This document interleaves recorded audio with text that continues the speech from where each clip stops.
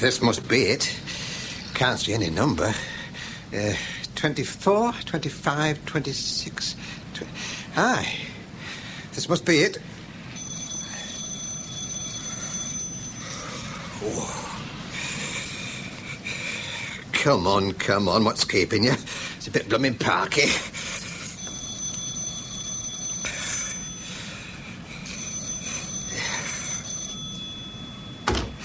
Oh. Yes?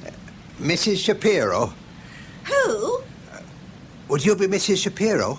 Not me, dear. Oh, I'm sorry. Have I got the right house? 28 Nadine Gardens. Yes? Well, there's a Mr. Shapiro lives here. Oh, sorry, dear. You must have got the wrong number. I haven't, no. This is where he told me. Who would that be, dear? Friend of Mr. Shapiro's. Oh, well, he must have been mistaken. Well, that's funny. 28 Nadine Gardens, you said. Asked for Mr. Shapiro. Well... I understood you took in lodgers. Guests? Oh, and he's not one of them. No one by that name, dear. Are you sure? Oh, yes. All my gentlemen are regulars, dear. I've had some of them coming to me for... Oh, wait a minute, dear. There was a gentleman. Aye. Oh, but he left here such a long time ago. Called Shapiro? Oh, I can't remember now, dear. It's so long ago. That might have been his name. Like that. Could have been. I don't suppose you'd have a forwarding address. Somewhere I can get hold of him. Well, not now, dear. Not after so long. Was it important? Oh, got something I was asked to give him. Still, if he's not here... Not now, dear, no. He'll have to do without it then, won't he? Apologies for troubling you, Mrs... Just sorry I can't help, dear. Not to fret. Thanks, any road. Good night. Oh, just a thought. But if I did happen to come across it, the address, I mean, just by chance, and I knew where to get in touch with you. I'm at the Euphrates Hotel in Victoria. Yes. But just for tomorrow. After that, I'm back up north and he can stuff it. Righto then, dear.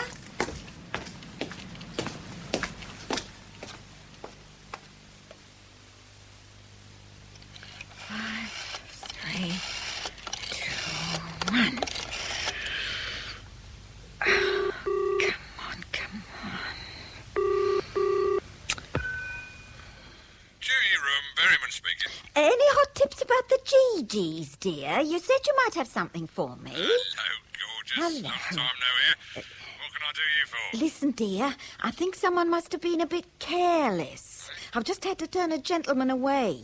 He was asking for Mr. Shapiro, you see. Shapiro? Yes. Wait on, that's out of date, darling. Well, exactly. That's why I thought I'd better ring you, dear.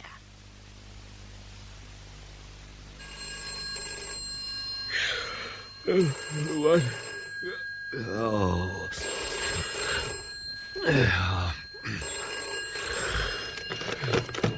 Carter. Duty office, Berryman here, sir. Oh, of course it is. Wouldn't be anywhere else at this time of night, would it? Oh, sorry if I woke you, sir. Ah, you hell. What's the panic?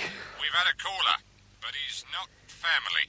When? About half an hour ago, in Islington, sir. The house in Nadine Gardens. Yeah, well, go on. Well, the thing is, we know he's not family because whoever it was asked for Mr. Shapiro, sir. Eh? No one else, just Mr. Shapiro. All right, Berryman. I'm coming in. Right, there you go. Hot and wet little trotter mouse. Ta.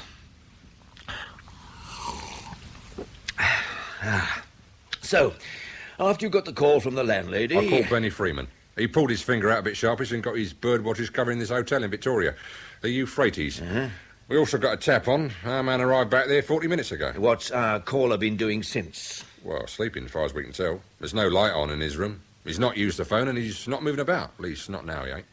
What do we know about him? So far, well, not much. According to the register, his name's Collier. Graham Collier. British national. Well, claims to be, anyway. Any more?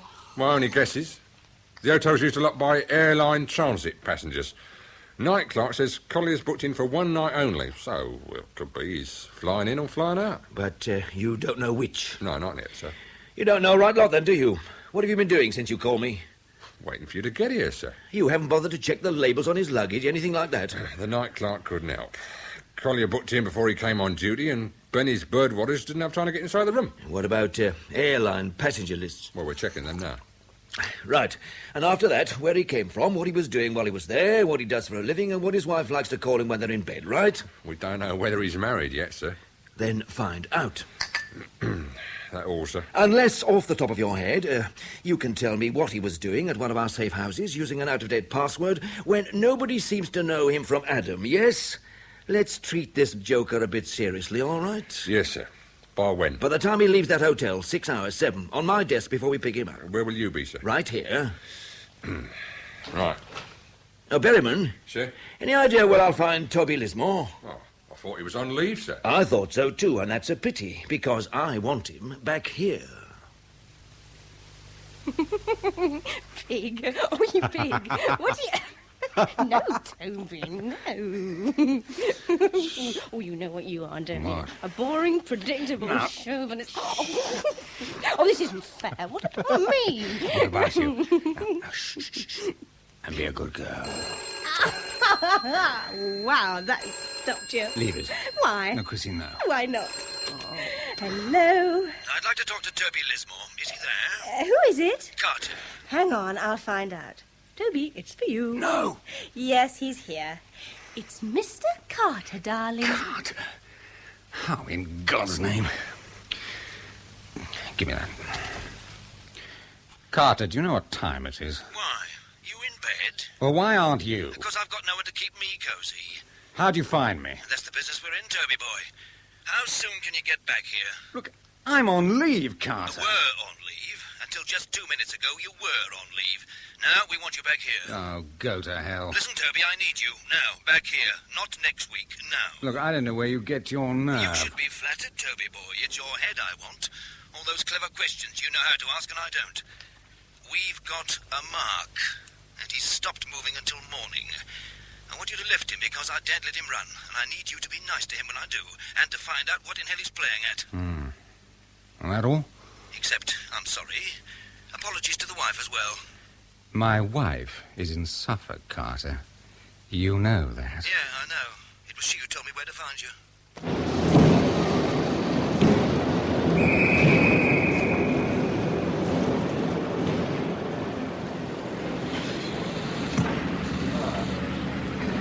Cup of tea, please.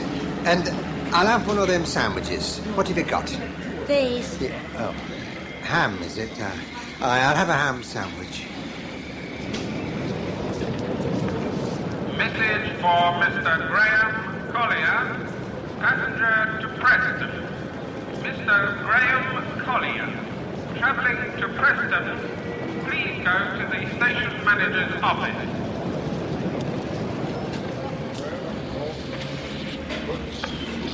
Would Mr. Graham Collier, passenger to Preston, please go to the station manager's office. Excuse me, that's 25, please. You what? Yeah. Oh, sorry. No, I'll have to... Yeah. Oh, here. Now, can you tell me where I'll find the station master's office?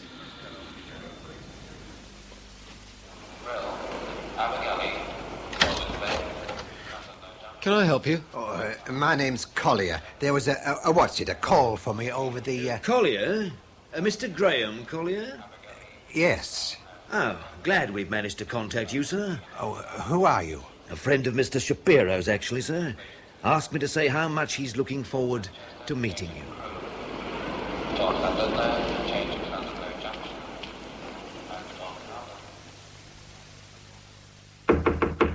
Come. Mr. Collier's suitcase, sir. I wonder where you want me to put it. Oh, just dump it over there. I don't am seeing it as soon as he comes in. Sir. Only one item of interest, sir. Package. Here we are. Oh, I'll take that. Had a cassette of film in it. We've put a dummy in its place. Where's the original? Mr. Carter's taken it down to the darkroom, sir. Right. Will you tell Mr. Carter I'd like to know what's on that film as soon as he's got a print? Right, sir. Wheel Collier in then, shall I, sir? Why not? Right.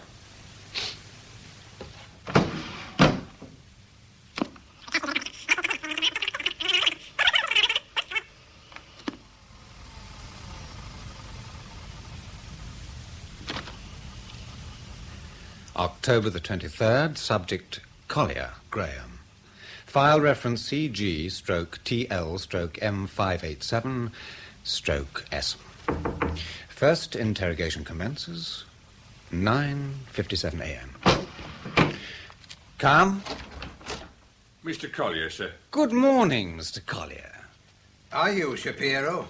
No. My name is Lismore. Do come in, Mr. Collier. I was told he'd be here. Well, Mr. Shapiro is a colleague of mine. Now, if you'd care to take a seat, we can get started. Started? Just a few questions. What about? You. Please, do come and sit down, Mr. Collier. Me? What about me? Well, we'll start with your full name, shall we? Well, you know it. No, I'm sorry. I meant your Christian names. Yeah, that's my case over there. You've been rummaging through my things. Well, examining the contents, certainly, but everything's still there. And nothing's been taken, I assure you. I don't give a monkey's elbow. You've got no right. Well, we'll come to those all the sooner, Mr. Collier, if you'll just answer my questions now. You were going to tell me your Christian names. Oh, Graham. Place and date of birth. What's that got to do with anything? What am I doing here? It's just that we have certain forms to fill in. Bureaucracy, really. Still, we have it to do. Bear with me, please. Not till I know what I'm doing here. According to our records, you were born on the 15th of June, 1926, in Blackburn. That's in Lancashire. Wrong. Really? I was born in Darwin. That's just outside Blackburn, for what it matters. Anyway, if you know it already, what's the sense in asking? Well, we'd like to be sure that our records are reasonably accurate before we move on. When are you going to tell me what I'm supposed to have done? Done? Well, you are the police, aren't you? Not strictly speaking. Then who the hell are you? Please, Mr. Collier, let me ask the questions, and then we'll be through all the sooner. Now, you paid a visit last night to a house in Nadine Gardens. So what? Where you asked to speak to Mr. Shapiro. Aye, and I was told he didn't live there. Not anymore. Why did you want to see him? I had something to give him. And would you like to tell me what? Not a right lot, no. Why should I? Because I've asked you. Oh, this is like some daft game. Well, I'm sorry if that's how it seems to you, Mr. Collier. Perhaps you'll appreciate it isn't a game if I tell you how much we know about you already. Born 1926 in Darwin, Lancashire. Married. No children. Present address, 17 Mosley Street, Preston, Lancashire again. Present employment of the firm of electronic engineers. You've been with them for 15 years Oh, now. very good, very impressive. Mr. Collier, I travelled halfway through the night to be here this morning, especially to see you. Nay, don't try and make out you're doing me a We have favour. a cell downstairs, Mr. Collier, with a barred window and an iron door. If you like, you can rot in it. Who the bloody hell are you? A friend of Mr. Shapiro's. And therefore, a friend of yours. Well, I've never met the man. But you did have something that you wanted to give him. Now, why don't you tell me what that was? It was just a package.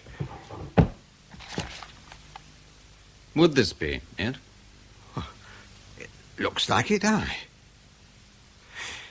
You knew all along. We weren't absolutely sure. Do you know what's in it? No. Aren't you curious? I couldn't care less. It's a cassette of film. Actually, we're developing it now. Oh, good on you. Now, according to our information, you were in Germany until yesterday lunchtime, and then you took an afternoon flight back into this country, touching down just after 7. What were you doing there? Well, the wife's mother was there. Was your wife with you? Aye. And where is she now? She's still there. Oh, the old lady's not took that bad. We've been told she might be dying, but it was just a false alarm, so there weren't much point in me stopping on. But Hilda said she would. Her father's dead, so there's no one else. Your wife was born in Germany. Brilliant, aye. How did you meet her? Well, it was just after the war. I was stationed there in Berlin. And your mother-in-law still lives there? Aye. And that's where the film was given to you? That's right. Who by?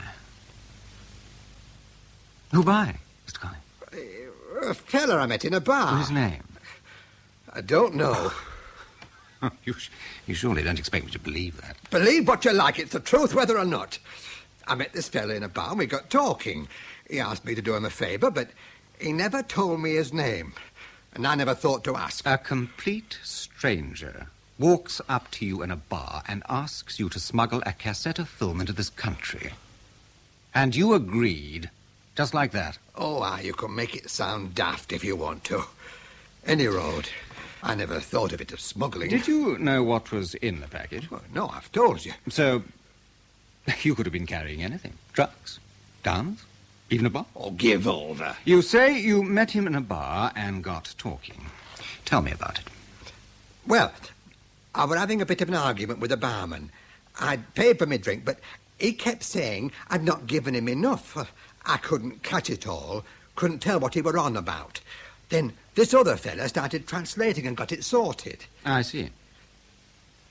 How many times have you been to Germany, Mr. Collier, since the war? Oh, fair few, I Well, suppose. for instance, how often does your wife go to visit her mother? Once a year? It'll be about that. And do you usually go with her? Often as not. What are you getting at now? It's just that I find it difficult to understand how it is that a man stationed in Germany during the war, married to a German, who revisits Germany as regularly as you do, doesn't understand the German language sufficiently to know what a barman is trying to tell him. The bar where you had this argument, what was it called? Well, how do I know? It was just a bar. Well, all right, then. The man who gave you the film, what did he look like? Well, he was a small chap, weedy. He wore glasses, had thin hair and a lot of lines on his face. How old? Oh, 40-odd. Yes? You alone? No? I've something here I think you ought to see. Well, tell me. This film we've been developing, it's all good pucker gen, Toby. I mean pucker. Just one thing. When we got to the end of it, we found the last frame had been double exposed. Whoever took this went and slapped a shot of some bloke's face right over the last page of the documents he was copying. Careless of him. Can you still read any of the writing underneath? Why don't you come and have a look-see? Where, the dark room? I'll be in my office. On my way.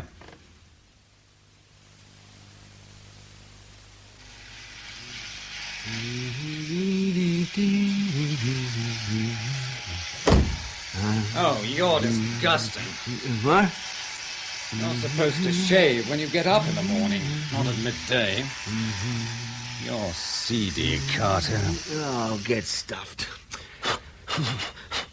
I wonder what control can possibly see in you. Maybe I'm good at what I do.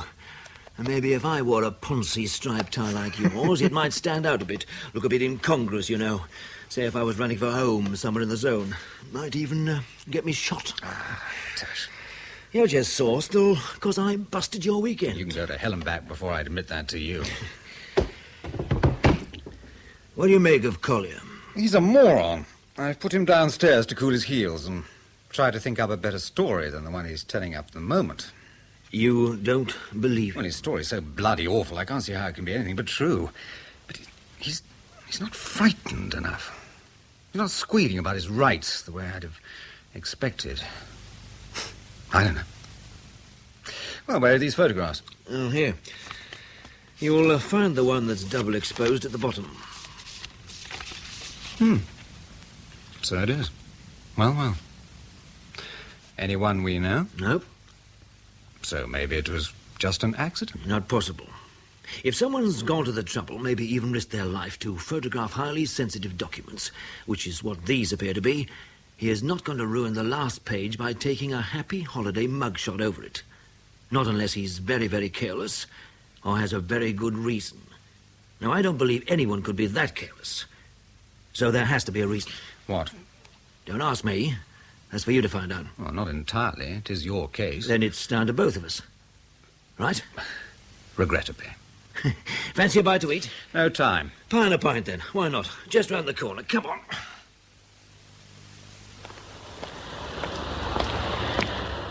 Know what that stuff was on those photographs? No? Minutes of committee meetings, agenda, that sort of thing. Know which committee? I'm sure you're going to tell me. Central Committee of the East German Presidium. Have you told Control? No, Are you going to? not yet. First, I want to know who's playing Santa Claus out of season. You're mad. You're going to help me? Why should I put my head in the noose? There's no news. Well, there is if this backfires and the old man finds out. He won't. Let's cross. Here, watch it.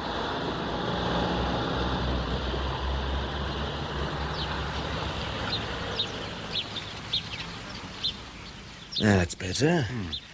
Safer in the park. Well, what do you say, Toby? You in or out? You mean I have the choice? Not really. No. Well, I'm going to need more than I've got so far. What else can you give me? Which areas? Well, let's start with Nadine Gardens. I thought you knew. Safe houses are your concern. Usually I try not to know. Maybe you didn't read the report I left on your desk this Well, morning. then what the hell do you think I spent 2 hours talking to Collier about? Now, I mean the details you forgot to mention, such as who runs it, who uses it, and who else knows about it. I am useless to you unless I know it all. 28 Nadine Gardens. It's been one of our addresses in London for about 2 years. It's run by a woman, widow of one of my team in Aden. She drinks gin and she plays the ponies, but she's all right. It covers as a boarding house, shifting population, and no one takes any notice. Useful if we want to hide someone, or if one of any section has to come in a hurry. Which section? Anyone in the zone. Which means anyone in any of the Iron Curtain stations, yes? Yeah, right. All right. Now, what about this code name? Shapiro. Well, each station has its own identifying code name to gain access to the house or to me. We change the code names every 3 months. Until 2 months ago, Shapiro was the code name for Berlin Station. Then it was changed. So, when Collier asked for Shapiro, he was using a dead code. That's right. It was out of date, so the landlady started the alarm bells ringing. So whoever gave Collier the Nadine Gardens address and told him the code name to use only knew what the code name was 2 months ago. Right again. And I'll lay you any odds you like it was the same bloke who took that film. Possibly. At least one thing's certain, whoever it is in Berlin, which is where Collier was staying until yesterday lunchtime. Which part? What? Of Berlin, east or west? But you mean your men haven't checked? You mean you haven't asked him? Stop looking so smug, Carter. Thanks, Albert. How about one for yourself? Thank you, sir. Oh, there's a table coming free. Right, here you go. Cheers. Yeah, cheers. Sorry it's not quite the Savile Club. Still, it does be. Remarks like that make me think you must be an inverted snob, Carter.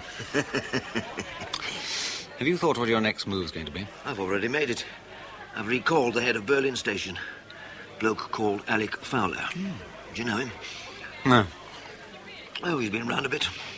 Dates from way back. One of the original Cold War boys. He's been in Berlin since 65.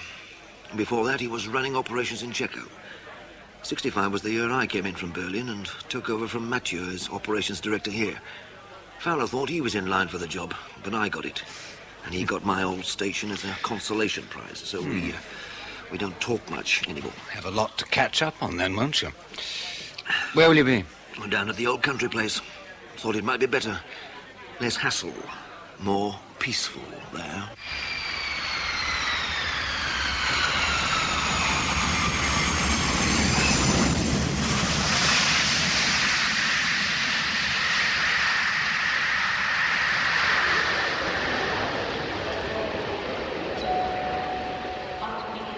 Thank you, Mr. Fowler. Your friend is waiting for you, sir. Friend? This way, sir.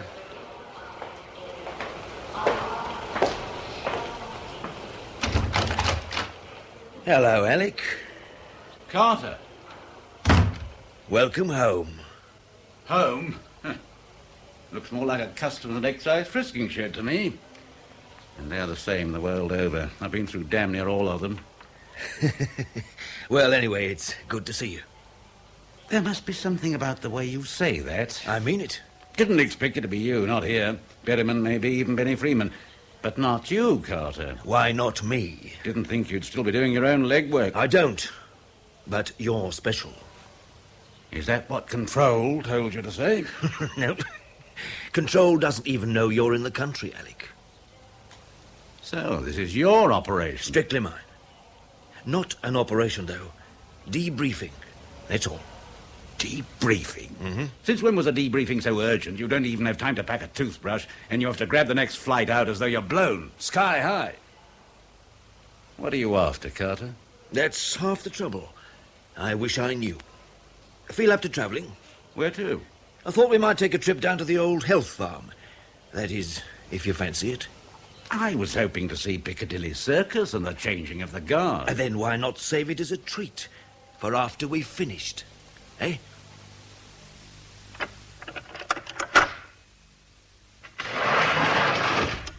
How are you feeling now, Mr. Collier? They've taken away my clothes. Oh, you'll get them back again in due course.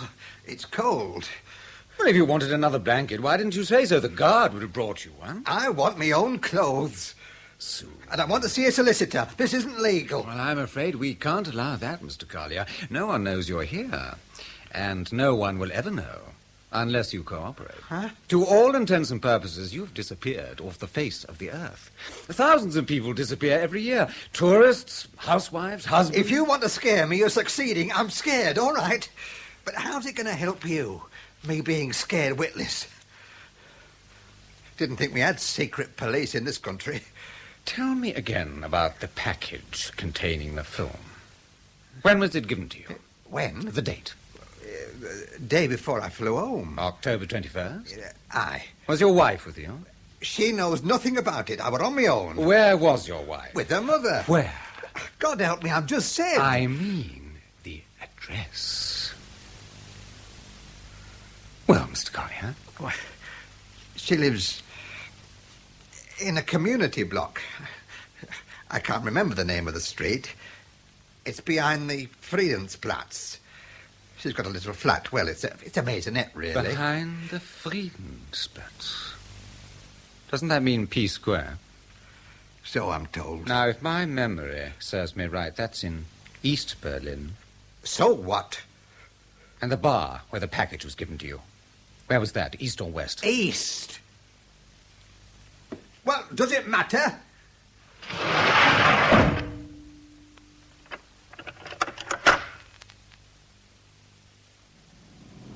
Selling continued against the pound today, despite strong support from the Bank of England. The Chancellor is expected to make a statement in the Commons this afternoon, which, it is hoped, will... Better, eh? I can live without it. You know, I've not been down this way for nearly a year. Even longer for me. But then it would be.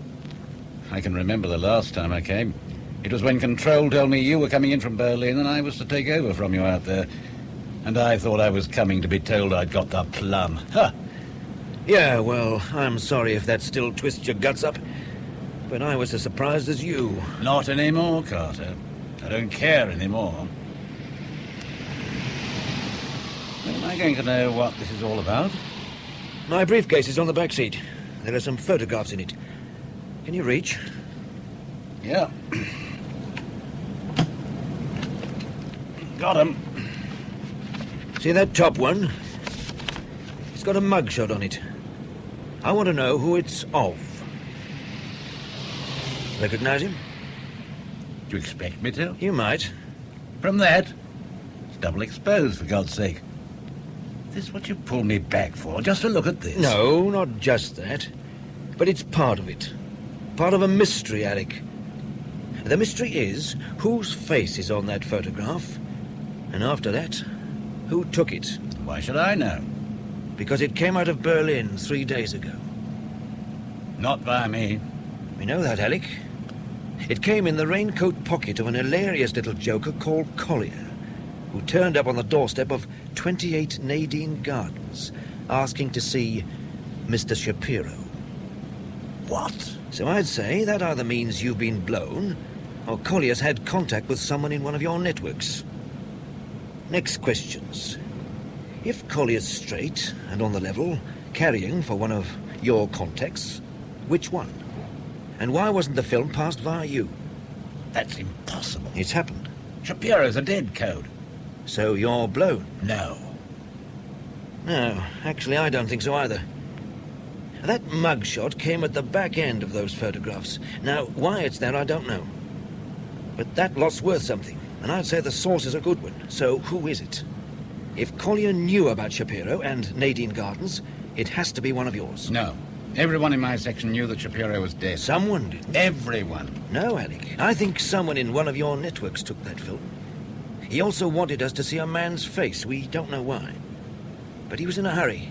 No time to reload the camera. No time for finesse. He just took a chance on the double exposure giving us something. So maybe someone was onto him.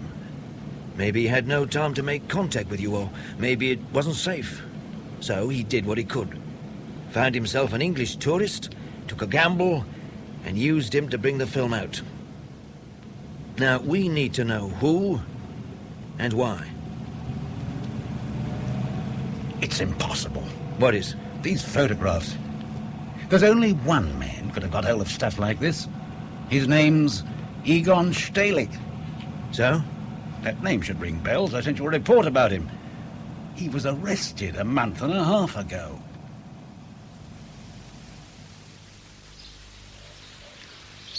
There's no way it can be him, Carter. You said it. Stalik, you said. Now you tell me why not. Same sort of stuff as he used to bring out, that's what I meant. This place has changed a lot. We don't use it much now.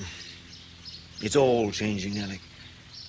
The weeds do better out of this place than we do nowadays. What happened to the perimeter fence? Used to be over there. They switched the electricity off. You know, saved juice and all that. Then one day some cows barged through it. Ha! I suppose there's a kind of justice in that. I wouldn't know. I was trained here. So was I. Now look at it. Like I said, it's all changing. This place, well, it's just not needed anymore. Are we? Of course we are. Do you know what was on those photographs, Alec? I caught the gist. Minutes of the Central Committee. Draft DDR resolution applauding Soviet initiative in Egypt. Agenda for the next round of détente talks with Kissinger, proposing stalling tactics over American interference in the question of Soviet Jews. Detailed budget breakdown of Defense Committee spending. I'd call all that valuable, wouldn't you? Yes. So if not Stalik, who else? If it's someone new, they deserve a bit of cultivating. I don't know. So maybe it is Stalik. I told you. Then tell me again. It's all in my damn report. Don't you read reports anymore?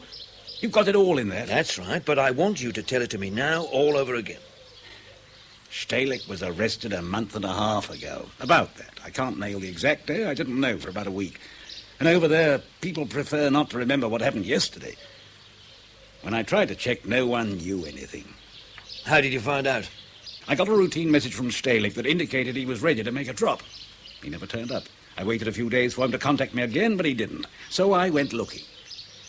He'd already been arrested. If that's so, he'll have told them everything he knows by now. What do you mean, if? But all your networks are still functioning, right? Why shouldn't they be? Stalik never knew anything about them. But he did know you. No. No? Stalik knew my code name, not who I was. He could still have pointed you out. Wrong again. We only ever met once, right at the beginning. After that, we used a cutout. So chances are you may not be blown after all. Something's just occurred to me. There was someone else. What do you mean? One other person Stalik did know. He wasn't the primary source. He had his own contact inside the Volkskammer. I don't know who. Stalik was just the courier. So? Suppose they've not managed to break Stalik yet. Suppose he's not told them anything. Then his contact's still safe. He could be acting on his own, getting his stuff out some other way, like using an English tourist to carry it for him. Like our friend Collier. Yeah. Yeah, well, that's possible. It doesn't explain how Stalik's contact knew about Shapiro. Stalik told him, that's obvious. Yeah, well, maybe. Sir, Mr. Carter, sir. Oh, yeah? Signal from London, sir. Top priority. Oh, Ta. Take an answer for you, sir? We'll be heading back soon, anyway. Very good, sir.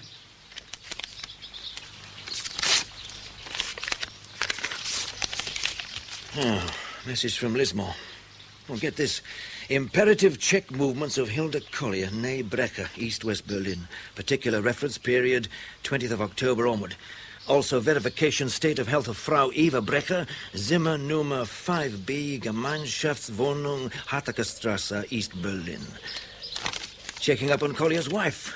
Maybe he reckons she's being held and they're blackmailing her old man. As if they wouldn't know we'd check.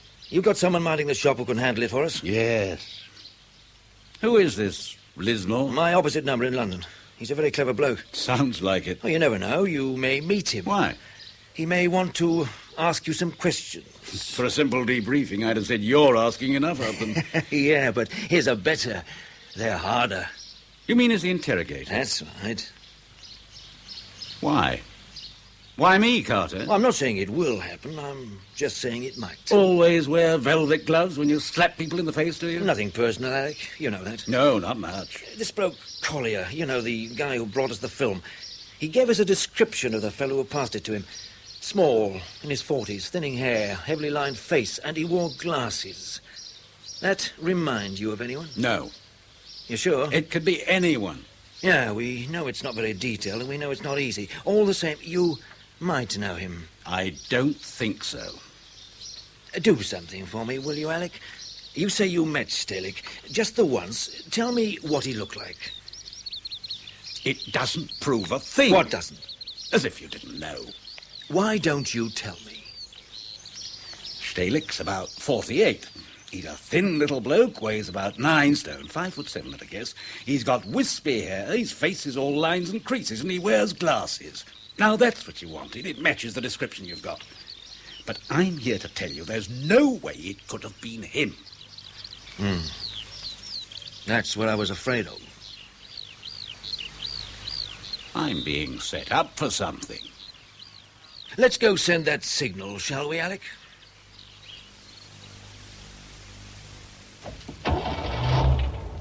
Shouldn't be more than a couple of days down on the health farm. Will you be able to cope? Don't you worry about a thing, son. Well, I want those letters to be in Berlin by tonight, so they should be back in this country before the end of the week. Now, you leave it all to me, sir. Give my love to the old place, will you? I'll tell Carter you said that. You do that, sir. He'll understand. I'm sure he will.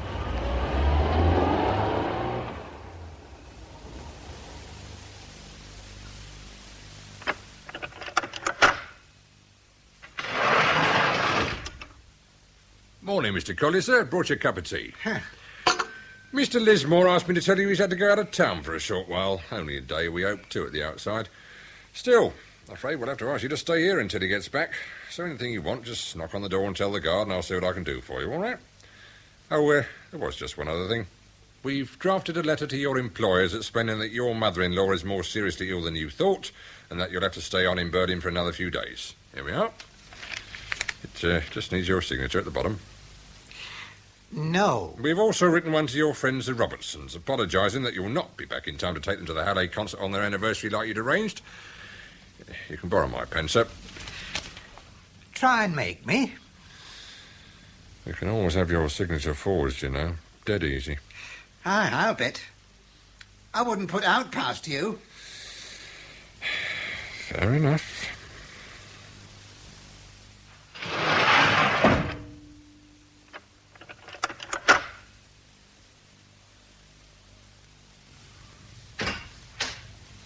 Good morning. Morning, Toby. I'd like you to meet Toby Lismore, Alec. Toby, Alec Fowler. How do you do, Mr. Fowler? So, you're the interrogator. That's one of my jobs. It's nippy out this morning. I wouldn't know. Seems I'm not allowed out. Need me, Toby? No, I don't think so. Oh, you might ask if they could turn the heating up a bit. If it's not broken down again. See you later, Alec. I hope I haven't disturbed your breakfast. I just finished. Now, I take it you know why I'm here. To ask me questions, that's what Carter said. Precisely so. How old are you, Mr. Lismore? Does it matter? 34, 35? Somewhere thereabouts. So I wonder how much you reckon you know. What about? Men like me. And Carter. The original Cold War, boys. Yes. And where were you when the wall went up? Sleeping off a hangover in your gothic Oxford garret? Probably. How can you know? I know you, Mr. Fowler. I've read your file, and Carter's filled me in on the rest, so I know enough to do my job. Dissecting me? If you like. Not much. Don't you think I might have hoped for something better? I'm a professional, Mr. Lismore, and they give me to you. I am also a professional. Professional pimp touting détente. No, but that's interesting. What is? Knowing what it is that bothers you so much. You really think you do? Détente. The British handshake across the curtain. It makes you question your whole raison d'être, doesn't it, Mr. Fowler? It begins to make you feel, well, a bit like a fish out of water. Let's get this over with, shall we? But if it's any comfort, you and I both know that détente doesn't exist. Otherwise, you and I wouldn't be sitting here now, would we? Real or not, I'm not sure it matters anymore. Now, you try thinking yourself into my shoes, if you can. 49 years old, 20 of those in the field, and you try living with that. Or if that's beyond you, why don't you just ask your questions? About a month ago, we received this report from you. Subject, Egon Stehlik, East German, working for us, one of your most valuable contacts, in fact. In here, you report his disappearance, subsequently amended to arrest. Or death. You say here arrest. He's most likely been shot by now. But you still don't know, not for sure. You've not found any witnesses. Who'd be a witness to a thing like that? What was your first indication that something had gone wrong? Look, I told Carter it's all in the report. Yes, I know, I've read it, but now I'd like to hear it in your own words. I knew Stehlik was going to make a drop. I went to the pickup, but there was nothing there. I knew something must have gone wrong. Tell me about your arrangements. How did he contact you? He phoned my flat, leave a message on my answering machine. Rudy called. Just that. I'd know it meant that the drop was live. That evening or next day, I'd make the pickup. You told Carter that you used a cutout. Yes, a girl. We both went to her, you know. Name of Catherine. We were regulars, so no one had taken a notice. It was one of Stehlik's perks whenever he came over the wall. They all do it. Did she know who you were? Not what I did, if that's what you mean. But she knew you used her to pass and receive messages. Yes. Did she know who Stehlik was? No. Could you trust her? Obviously. I made sure I knew enough about her. So, what did you do after you got Stehlik's last message saying Rudy called? I went to Catherine. She'd not seen him for nearly a fortnight. Go on. We checked as far as we could whether he'd gone back across the wall. But on our side, they don't look at all the papers so carefully. Nobody remembered. I thought there must have been some temporary hold-up. I waited for him to get in touch again. Well? He never did. So then we started looking on the other side. There was no trace. That's when I put my report in. Dated September the 15th? You say so. And what was the date of your last contact with Stehlik? The 8th, maybe the 9th. It'll be in my log. 6 days earlier. About that. How often did Stehlik come across the wall? Regularly, or were there gaps between trips? Sometimes twice a week, sometimes only once a fortnight. So you couldn't be sure how soon he'd be able to contact you again? No.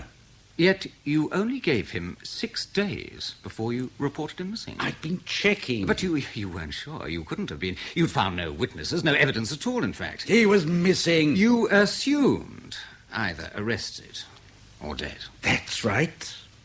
Then how would you explain the fact that he was seen, as large as life, 4 days ago, in a Berlin bar? That wasn't Stehlik. We have a description of the man. You told Carter it fits Stehlik exactly. Like it fits 10,000 others. Quite so. But how many of them would have known about the code name, Shapiro? You say it was Stehlik. I know it couldn't have been. You don't know anything. You just make assumptions, it would seem to me, based on no hard evidence. Listen, if it was Stehlik, he'd have made contact with me. Don't you get that? That's one of the more puzzling aspects, I grant you. Carter tells me that the code name Shapiro was changed 2 months ago. Yes. Tell me about these code names. Where do they originate? In London, someone in cipher section has a ball. And then? I get a coded signal and I pass the new name onto my networks. How? Depends. Well, Stehlik, then. How did you let him know? I put it on the answering machine. You did what? Why not? It worked. It'd go something like this. This is an answering machine on... Then I'd give my normal listed number. Then it'd say, urgent messages may be left with Herr Shapiro on... And I'd give my private ex-directory number. Sooner or later, I'd get a message on the answering machine saying... The code name, Shapiro, was changed. Beginning of September. The 2nd or 3rd. And the next contact you had with Stalik was on the 8th or 9th. So, by that time, the new code name was definitely on the answering machine. That's right. So we're in no doubt that Stalik definitely knew what the new code name was. No question. Well, something went wrong. Right. He got himself picked up. No, Mr. Fowler. 2 months later, in a Berlin bar, it seems he deliberately used a code name you claim he knew was out of date. God help me. I'll say it just once more. Come. Oh, am I interrupting? Oh, no, I was just about to suggest we took a break. We've got a reply to that cable you sent yesterday. Would you excuse me for a moment, Mr. Fowler? Perhaps you like some coffee, Alec. I'll get some sent in. Don't bother. Just tell this guy I'm straight, will you? I need some protection. So you see, Lismore, Collier's wife, Hilda Collier, née Brecker, she's clean. She's staying in West Berlin at Hotel Goethe. No obvious restrictions on her movements. She crosses into the east each day and comes back again each evening. No undue attention at the checkpoint, nothing you wouldn't expect anyway. So, if Collier's being blackmailed, it's difficult to see how. No information on the mother-in-law yet. She's harder to get to, but we should have some confirmation by tomorrow. Well, it was only a long shot. Do you get the same feeling as me, that we're on a hiding to nowhere? I don't know. There's something out of key somewhere, something about Fowler, his attitude, but I can't pin down exactly what it is. Something like him telling me he doesn't care anymore, like telling you that none of it matters now. That's the area. Have you been listening in? Yeah, and I've had a thought. Look at it this way. Collier gets past a film by Stalik. It has to be Stalik. The description fits, and he knows about Shapiro. So why does he take the risk of breaking cover and using a total stranger, a bloke he just happens to meet in a bar, to bring his film out? Answer, because he can't trust his normal methods anymore. He tells Collier to ask for Shapiro because he doesn't know the code's been changed. Why not? Because Fowler never passed it on, or maybe not until Stalik had already dropped out of sight. You heard Fowler swear that the new code name was on his answering machine before Stalik made his last call. Yeah, but how do we know? We've only got his word for it. Now, let's take it all the way. Stalik goes to ground for nearly 2 months, so he's in danger, yes? Or maybe because he can't trust the one contact he's got. And that's Alec Fowler. Now, I know that stinks, but you try making the facts work some other way. If Alec Fowler's a double, then your Berlin station's worthless. You think I don't know that? Remember what he said, that he doesn't care and none of it matters anymore. What does that make him? Mixed up and bitter. In other words, an easy target to turn. Give me a get-out, Toby. Tell me where I've got it wrong. I can't. No. Well, there you go, then.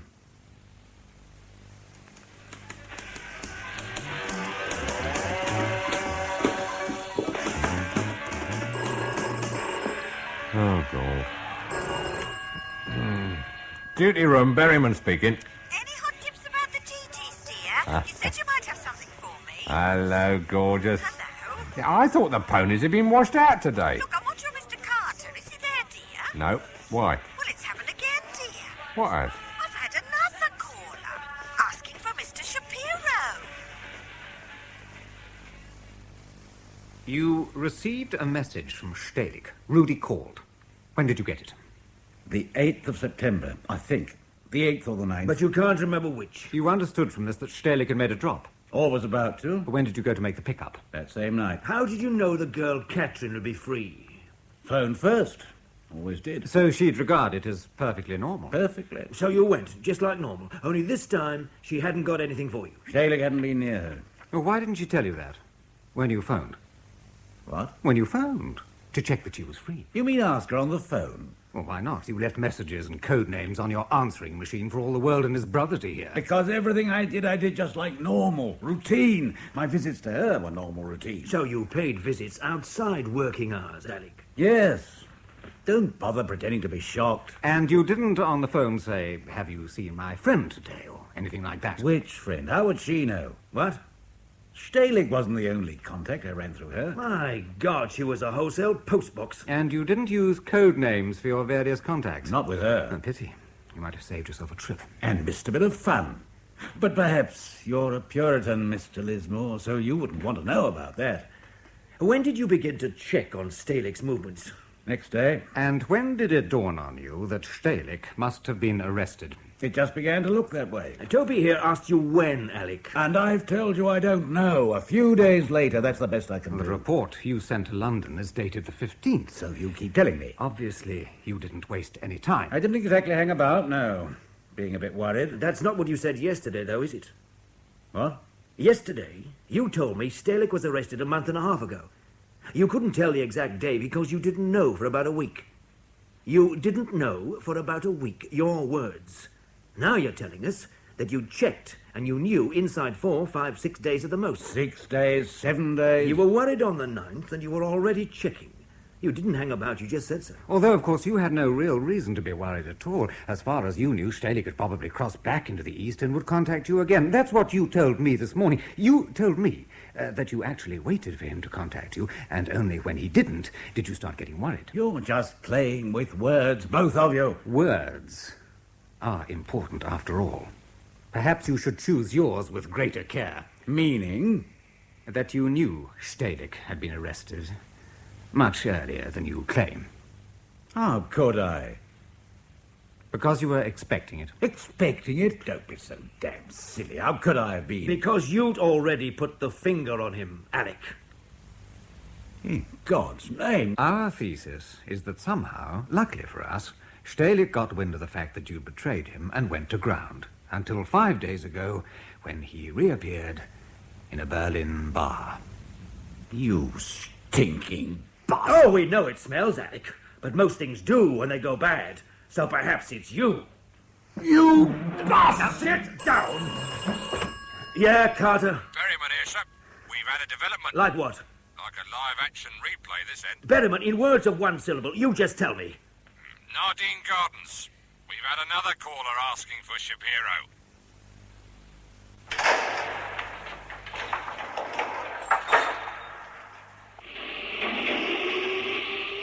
He arrived this morning, sir, on a forged passport from Orley. Using the same name? Zankel, yes, sir. How good a forgery was the passport? Damn good, sir. A bit bold, though, all the same. Yeah, well, you wait till you meet him.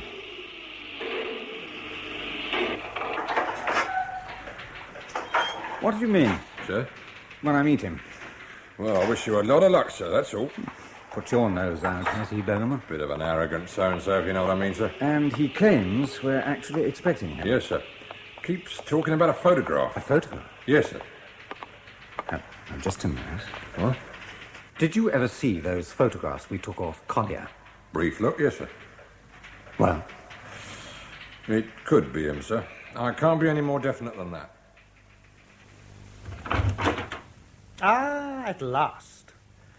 Or are you a million other minions sent to watch to make sure I don't steal the fittings? Herr Zankel. That is my name. Sorry to have kept you waiting. Thank you, guard. And what is your name? Lismore. Lismore. Should I know you? Well, that depends on who you are, Herr Zankel. Ah. We have been expecting you, of course. Not that this photograph is a particularly flattering likeness, but I take it this is you. Of course. Quite. I had begun to fear it had not reached you. 3 days ago. I am relieved. We were mystified. It was the best we could do. We? Please tell me, to whom am I speaking? You know my name. But not the degree of authority you possess. For what, precisely? I have certain requirements, and any further fruitful conversation between us is contingent on these being met. Such as? Political asylum, of course. I see. You must understand, Herr Sankel, that any question of political asylum is entirely contingent on just how fruitful our conversation is here and now. No.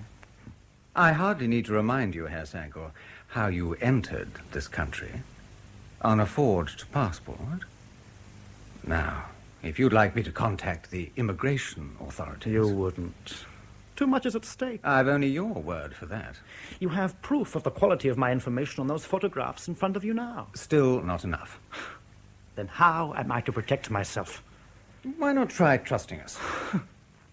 All right, then, let's be more general. Talk in broad outlines and leave the details until you're ready. It's the best I can do. Some sort of rapport is important, I agree. Good. Now, you said we. The best we could do. Mm-hmm. To whom are you referring? The man who aided my escape from East Germany. Egon Stehlik. Egon Stehlik? The name means something to you? What can you tell me about Herr Stehlik? Would it not be simple if I told you my whole story, in broad outline, of course, to save each other's time? It'll tell you all about Egon. As you wish. My name is Werner Zankel. I am 36 years of age, not married. Until 2 days ago, I was the secretary, assistant first secretary, to the president of our Volkskammer. You'd need top-grade security to get as high as that. I'm a party member, and I had good security, yes. Then why... Am I here now? In the war, my father was killed at Stalingrad. My mother also in Berlin, by occupying victorious Russian troops. Also, I had a sister, older than I, until they reached Berlin. I never ever knew what happened to her. I was very young then, but one can guess. So I was never a good party member because I have never forgotten, you understand? Yes, I understand. But I worked hard, studied fastidiously, behaved impeccably. I had a goal in view. Not a conscious, fully formed goal, perhaps, but an awareness, nevertheless, that I must strive to climb higher, as high as I could, to work my way into the core. A worm can rot the whole apple from inside. Is that how you see yourself now? As a worm? I have no illusions. My work for the president entailed many important documents passing through my hands. Egon Stehlik, knew how little I loved the Warsaw Pact or the party. How? Please. Egon showed me how I might take my revenge. It was so simple. He had contacts in West Berlin and regular passes to take him across the wall, which I had not. So everything I photographed and gave to him, to give to his contacts in the West. And for 2 years, it worked. And then, trouble. A security investigation at all levels. Someone had betrayed us. And Egon was in grave danger. My own position was serious. Egon went into hiding, and I decided I must flee. Well, the rest you know. Some of it, certainly. Why the photograph? To prepare the way. To establish my bona fides. A touch bizarre, wouldn't you say? Leaving rather a lot to chance. Egon was in great danger. They had missed him once, and now they were searching. There was no time for anything more elaborate. And you trusted a total stranger, someone who just happened to be visiting East Berlin, to bring it out for you? I have no idea. Egon was to choose the courier, not me. I see. How did you meet Stehlik? Well, we sat on the same citizens' committee together. I come to know him quite well. And he recruited you? I was a willing recruit. How did he go about it? I mean, I presume he didn't just suddenly say one day, how'd you like to spy for the West? He must have had some indication that you'd be sympathetic, at least. Of course. We had talked about politics together many times. Rather dangerous, I'd have thought. Oh, no. It starts in small ways. A tiny indiscretion which is not rebuked leads to another. Like little boys with their best friends, admissions are made, little secrets are shared. And soon, an understanding exists. He might have been leading you into a trap. Yes. But in the end, of course, you have only your instincts. And you have to ask yourself, what is my instinctive feeling about this man? Do I trust him or not? And with Egon, I did. Yes. You said earlier, Herr Sankel, that someone had betrayed you. What did you mean? As I said, the security investigation had started at all levels. At first, I was not unduly alarmed, but then, and it was entirely by chance, a report came into my hands which mentioned the presence of a double agent in West Berlin. No more than that. It had nothing to do with the investigation, but it made me nervous. If this double agent was British, might he not know about Aegon and have betrayed him? Did you warn Stehlik? Oh, of course, he was to go over that day. What date was that? September 8th. Did he go? Oh, yes. But not to do so would arouse too much notice. Also, he needed to make one phone call to his contact. It was to find out the code name to be used in an emergency. Did he come back? Happily for me, yes, but not for him. He phoned me at my home that evening. His flat was already being watched. There could no longer be any doubt he was blown. I told him he should have stayed in the West. But there was his family. He would not desert them. And your fears were confirmed? Yes. Yes. You see, Aegon knew a place, somewhere he could hide. I didn't know where or with whom. He just dropped out of sight. What did you do? Waited, keeping a low profile, like a deer poised for flight, testing the wind for the first whiff of the hunter. Which came when? A week ago. Oh, nothing startling. Interviews on 2 consecutive days with 2 different security officers. They were both very charming, you know. But it was enough. I had already made my plans. Did you see Stehlik again? Just once. 5 days ago. The day after I made my decision. We had arranged that if I needed ever to contact him, I was to walk to work in the morning. And somewhere along my route, or at home in the evening, or next day, he would contact me. I don't know how my signal was to reach him. Perhaps he had a friend watching for me. I don't know. Well, we met in the park. And it was there he took the photograph and told me I was to try to reach London. He told me I was to trust no one until I reached here, and that I should go to the house in Nadine Gardens where I was to ask for Herr Shapiro. And this would identify me, he said. Did Stehlik ever give you any indication that he shared your belief that the double agent in West Berlin was British? It was implied. He told me to trust no one. And the reports you saw concerning this double agent, did they give any name? Only a code name. Malworth. It is an animal. You call it... Yes, I know. The mole.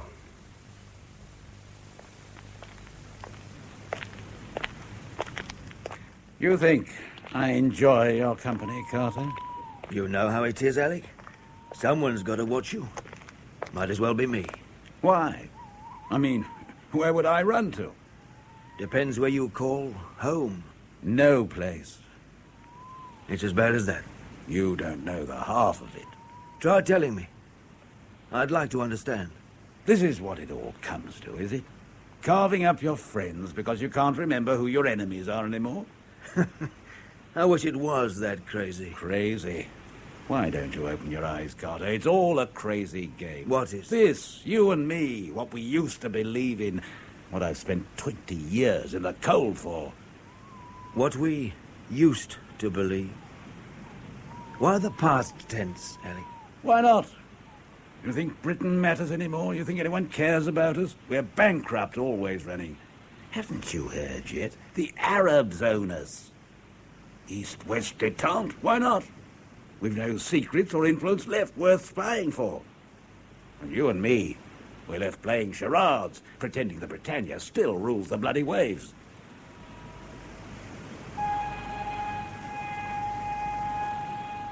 So you looked back on 20 years and reckoned that they were wasted.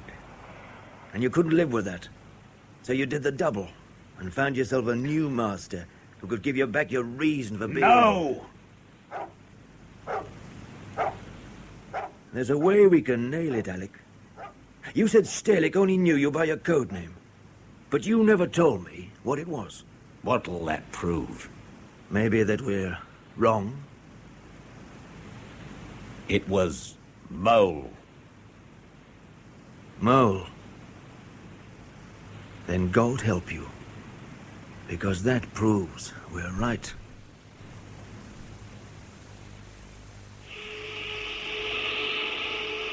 When did you get back? Brought Alec Fowler up last night. You were right, by the way. His code name was Mole. Well, that's it then.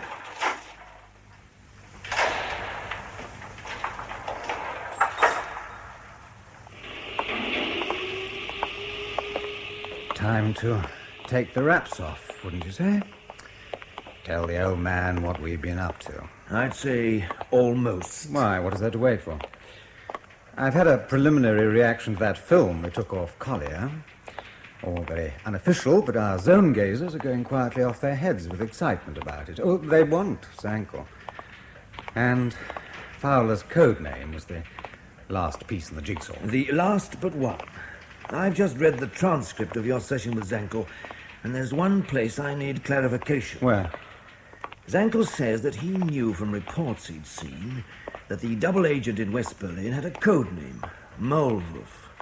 And we know that's the same code name Stalik knew Fowler by.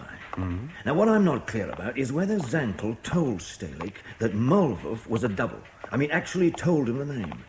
Because if he did, I want to know why Stalik still went over that day and made his phone call. I mean, would you ring up a contact you know is likely to blow you any second? Probably already has. Get me? But it's a point, but Zankel never said he did tell Stalik the code name. You believe that? You believe he told him the rest and didn't tell him that? I'll give you a call when he gets here, and you can ask him. Sure, I think I'll do that. Oh, yeah, one other thing I almost forgot. The confirmation you wanted about the state of health of Collier's mother-in-law. It came through just before we left last night. Oh. How is she? She's dead.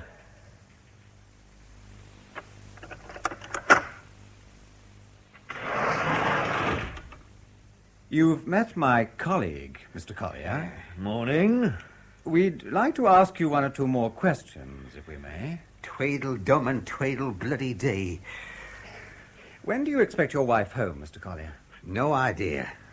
It shouldn't be long now, though, surely. Does it matter? Well, not particularly. I'm just mildly curious as to why she's stayed as long as this. Why shouldn't she? Well, no reason. Only if her mother isn't all that ill. I've told you, Hilda's all she's got. Oh, quite. Yes. Must be a bit of an expense for you, though. Hotel bills and all that.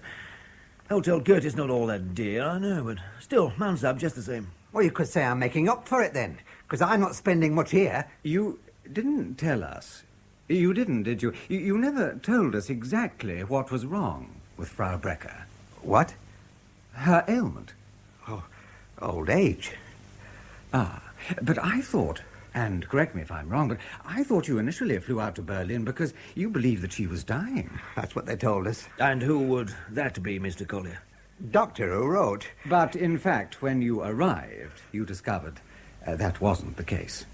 Which is partly why you flew home again. We've been through all this. Bit of an odd mistake for a doctor to make, wouldn't you say? Depends how much store you put by him. Funny, because I've always heard that East German doctors are pretty on the ball, you know. Nobody's infallible. No, indeed.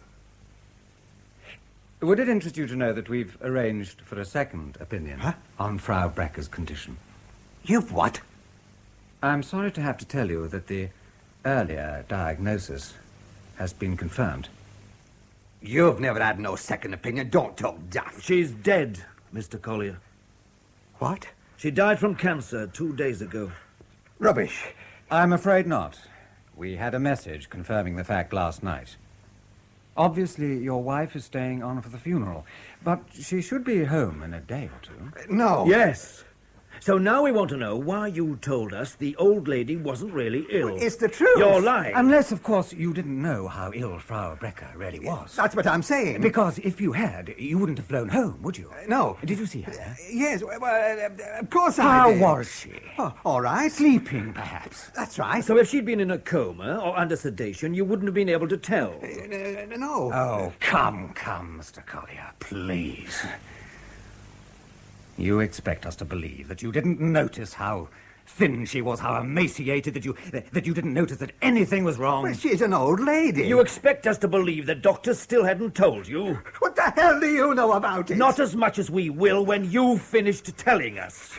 I've nothing to say. The doctors wrote to you, probably to your wife, to tell her that Frau Brecker was dying. And we know that's true because now she's dead. You admit that you saw your mother-in-law, so you must know we're telling you the truth. Oh, stop it! Not till you've told us why you're lying. No! No need to go on trying to protect her now, you know. She's dead. There's nothing more they can do to her now. So, why don't you tell us the truth? They said they'd stop the morphine.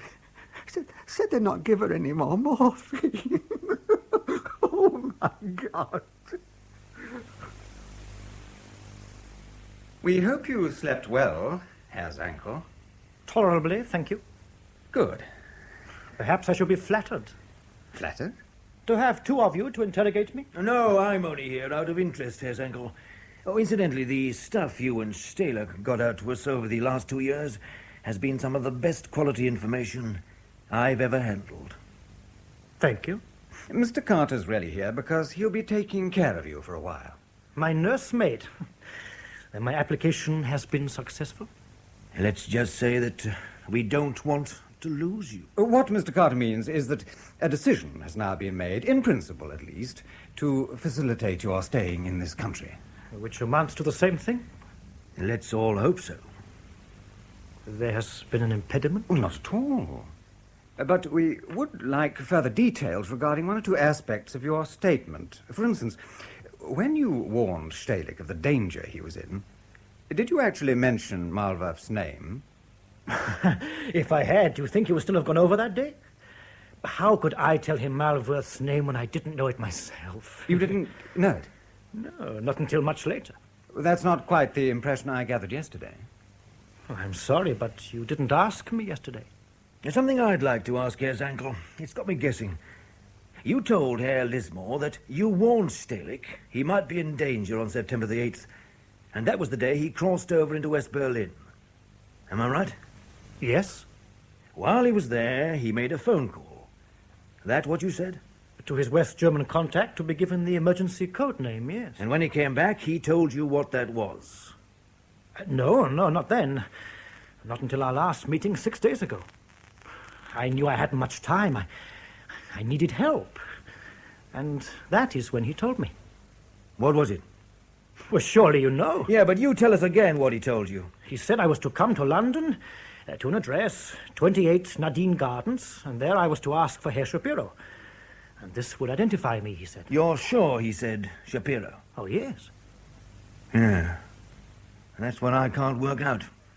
Why? Because Shapiro was a code name, certainly. But it was out of date. It's been out of date for 2 months now. I don't understand. Which means Stalek purposefully gave you a useless code name. And I just wonder why. Well, I have no idea. Well, there's got to be a reason, isn't there? Otherwise, it's just plain damn stupid. I'm astonished. Actually, you're the second person to have used the Shapiro code name in under a week, Herr Zankel, so you can appreciate our anxiety. In the second? Yeah. First was a bloke called Collier. You might know him. He's just spent a while in Berlin. With his wife, visiting her mother. Oh? It was he who brought us the film containing your photograph. Well, then you know. I told you. Aegon was to choose the courier. I never knew who. So that means Stalek deliberately told 2 people the wrong code. Ridiculous, isn't it? It does not make sense, I agree. Apparently, Collier and his wife flew out to Berlin because her mother was ill. And now she's dead. Dead? 2 days ago. Oh, how terrible. Bit nasty, yeah. Cancer, you see. Seems the treatment wasn't all that hot either. In what way? According to Mr. Collier, the doctors refused to administer her with any morphine. So maybe you can imagine the agony she was in. What is this to do with me? Well, we believe the doctors were operating under your orders, Herr Zankel. Or your bosses. What? Well, you're mad. We've got a little theory about this code name business as well. I'd like you to hear it. You'll explain what you meant by that accusation. Oh, I think you got the drift all right. You see, what we think happened is this. Despite whatever you did to Stalek after you'd arrested him, despite banging his head inside a fire bucket or tearing his fingernails off or whatever other little tricks you use these days, he clung on to just one thing. One little lie, buried deep among all the true facts you squeezed out of him where you'd never spot it. And he was clever with it, because he knew it was a lie you couldn't disprove. He gave you an out-of-date code name, knowing that we'd ask why. Simple, isn't it? Must make you feel mad. To think he'd punched a gaping hole in your cover before you even left Berlin. But this is incredible. Frau Brecker is dead, Herr Zankel. With or without morphine, you can't hurt her anymore, which means that Graham Collier doesn't need to go on trying to protect her. Don't you understand? You see, he's told us everything. If my application for political asylum has been turned down, I must request an interview with a representative of my government at the earliest opportunity. Oh, quite impossible, I'm afraid. Then I wish to see someone in higher authority. Oh, you will, eventually. Because although we're not prepared to grant you political asylum, we certainly intend to keep you in this country for a considerable length of time. Until you've told us all you know. But of course, we'll deny all knowledge of you officially, but privately, I hope you won't regret your decision to come and live in England, Herr Zankel. Not that you'll see much of the country. Most of the time, you'll be in a cell. You see, as far as you're concerned, at least until your people get someone we consider you're worth swapping with, this is the end of the road.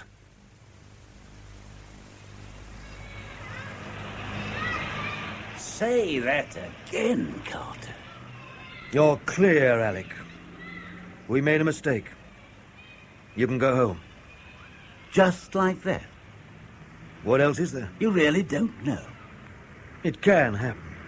You know that. But you called me a double, said I'd been turned. You damn well believed I'd gone over, Carter. That's what we were meant to believe.